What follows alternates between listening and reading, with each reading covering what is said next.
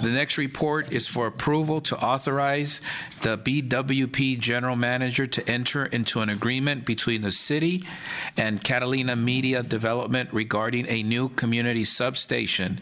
Will Senior Electrical Engineer Babola Ackerson please present the report? Good evening, council members and members of the public. My name is Babola Ackerson. I'm a senior electrical engineer with Burbank Water and Power. I'm here to talk about the proposed substation agreement with Catalina Media Development. The developers of the Burbank studio site, shown here in black, approached us regarding a planned new development on the site. Now, the Burbank Studios is currently fed by an existing 34 to 4 kV customer station called the NBC station. And the planned new development is in the southern portion of the lot. The projected load for this lot is 17.3 MVA, and we were tasked with figuring out the best way to serve the site. We explored several different options in accordance with the development agreement before selecting an offsite 12 kV community station option at Naomi. Naomi is an existing 34 to 4 kV community station. To rebuild this station, we will need to decommission and demolish the existing station, extend 69 kV transmission lines to the site, and rebuild the station as a new 69 to 12 kV community station. This option was most desirable for us because it offers mutual benefits to both the city and the developer. For the developer, this option helps to lower their overall costs and also frees up land that would otherwise be needed for a new substation. For the city, this option helps us to retire 2 older 4 kV substations in our system, which reduces our long-term O&M and capital costs associated with maintaining these aging stations. This option helps us to reduce power losses by operating at higher voltages. And finally, this option helps us to increase 12 kV capacity in our system. The developer will be contributing to the cost of the transmission and substation rebuild. Additionally, the developer will be paying 100% of the cost to extend distribution feeders from the new 12 kV station to their project site. This is the existing Naomi station today, located at Willow and Naomi Street. Today, it is an exposed open air 4 kV configuration, and it will be replaced with an enclosed GIS 12 kV substation. With some comparisons between our 12 kV and 4 kV substations. On the left here is our newest 69 to 12 kV substation called the Ontario Station, which was commissioned in 2019. On the right is one of our older 34 to 4 kV substations called Winona Station. So while both of these substations occupy fairly similar footprints, we actually get about 3 times more electrical capacity at the Ontario 12 kV substation as compared to Winona Station. So at Ontario, we get about 80 MVA versus 24 MVA at Winona Station. At Ontario Station, it is an enclosed GIS configuration, which means that all the energized cables are enclosed, and it makes it safer for field crews to work and operate in this Ontario 12 kV substation. The new Naomi 12 kV substation will be similar to this Ontario 12 kV station. This concludes my presentation. Thank you. Thank you, ma'am. I would like to call on Councilmember Springer, since you did serve on the Burbank Water and Power Board before getting elected. I'd like to hear your thoughts and lead the council in the discussion. Very much. You know, some questions about this. My questions are, what's the effect on ratepayers, and how does this station fit into our renewable energy goals? And how does this affect the reliability of our utility? So I'm kind of interested in the three-legged stool: sustainability, reliability, and affordability, and how what are the impacts? Thank you for the question. So while all of our projects do result in some impact to rates and thereby ratepayers, this project will not individually affect rates in a significant way. In fact, this substation agreement will enable less of a rate impact by providing a partnership with the developer, a partnership in the costs associated with building this new substation. As far as reliability, this deal has a positive impact to reliability because it increases our 12 kV capacity, creating better backups to our 12 kV network, electrical network, and also helps us to increase distribution circuit ties between our substations.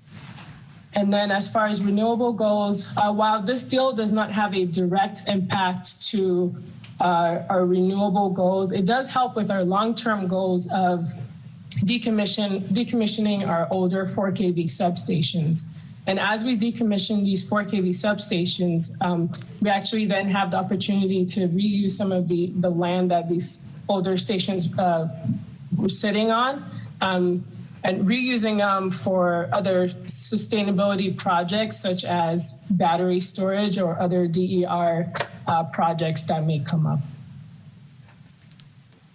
Thank you. So whatever we decide on, like on the Intermountain Power Plant, or as we move forward with our new renewable goals, this site will not be obsolete, but the energy will just be renewable energy going to it? Yes. So this particular substation is on the distribution network. So any power that's purchased on the generation side would be flowing through this station, regardless of the source of the power. Right. Okay. Thank you. Thank you, Council. Thank you, Councilmember Springer. Any other council member like to weigh in? Councilmember Anthony, you have the mic. Thank you, Mr. Mayor. Thank you, Ms. Ackerson, for the presentation. The 3000 West Alameda Avenue project, what's being built there? Office buildings. Okay. I believe it's going to be 2 separate office buildings on that lot. Okay, and that's for Burbank Studios? Yes. Okay. So this is going to be a media-heavy office building, computers, yes. Lots of tech. I believe so. I mean, that's the way the movie industry is going, right? Yes. So if we don't build this, they're going to have a real hard problem over in that location. Is that what we're looking at, or is it more about they're going to get their load no matter what we do, and this is more about maintaining our ability? Like what's the impetus here for building this? So it's really 2 parts. From the city's perspective, from BWP's perspective, we have very limited electrical capacity in the media district. So for us, it's not really a question of if we need to build a station, but when. And typically, we would need to pay the full cost of building a substation. So when we find opportunities like these to partner with a developer who has, in this case, they have an obligation in their development agreement to build a new station, a customer station or a community station, we really take these opportunities to partner. And in our case, they'd be paying a portion of the cost for the substation that we would have otherwise been building on our own.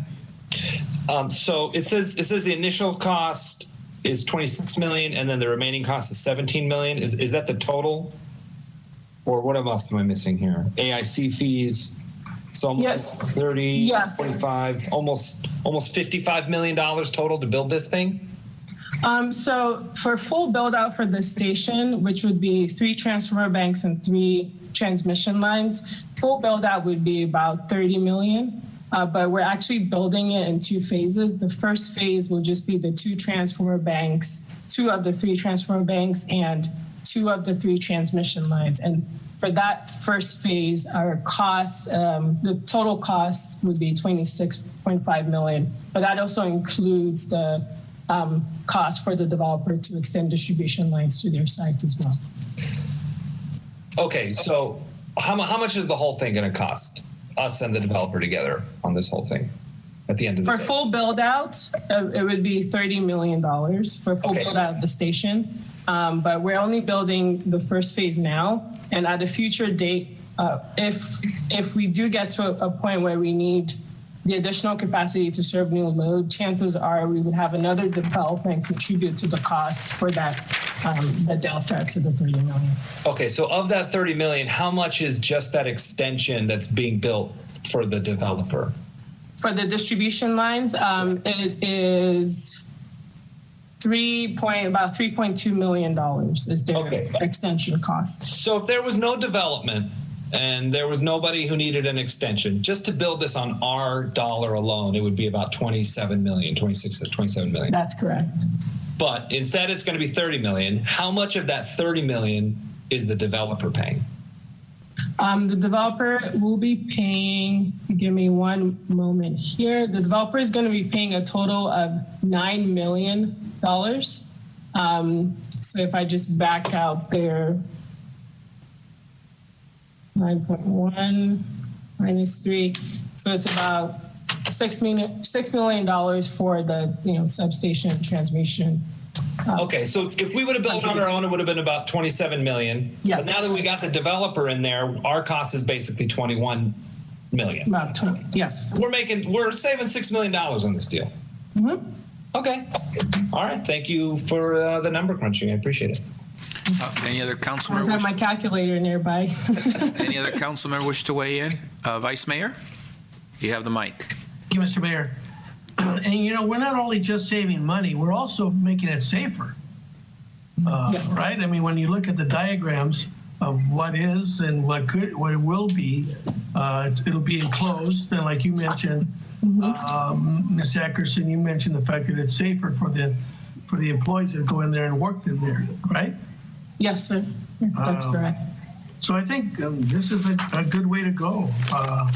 And I know that some people look at this as a lot of money, and there is a lot of money, but I think if we don't start now, it's going to be more money down the road. And like it was mentioned, we're going to need this in about 5 years to do this in 5 years. So might as well, we have the P3s again, public-private partnerships working here.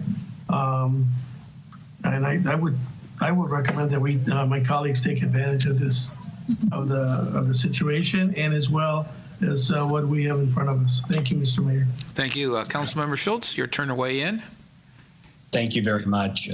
So staff, I do have a couple of questions. I don't want to assume that everyone following along is privy to the same terms that I am. So can you explain what a substation does, what its role is? What is that equipment for? So we have substations basically around the city, and ideally a substation basically takes your power from your generation location, in our case, or generation plant, or ties from LADWP. So we would basically transmit the power to the substation, but it's transmitted at a higher voltage. But we need to step down the voltage to a level that our customers can use it. So that's basically what the substation does. The reason why we transmit the power at such high voltages to begin with is to reduce losses in our system. And so when we get closer to our load, which is our customers, then we can step it down to the appropriate voltage that the customers need. I appreciate that. Now, at or near the site, there's an existing 4 kV substation. Is that right? Yes, there's an existing customer station on the site. Okay, and so if we were to move forward, this would essentially replace that existing substation? Yes, so once the new 12 kV substation is built, we'll be transferring the load from that old 4 kV customer station to this new station. What is the age of the 4 kV substation? This one specifically? So the customer station that's on the Burbank Studios site was constructed 65 years ago. And the Naomi station, which we will be decommissioning and rebuilding, was constructed 50 years ago. Okay. What are the, if you'd entertain me, what are the potential risks of continuing to operate an older substation like that?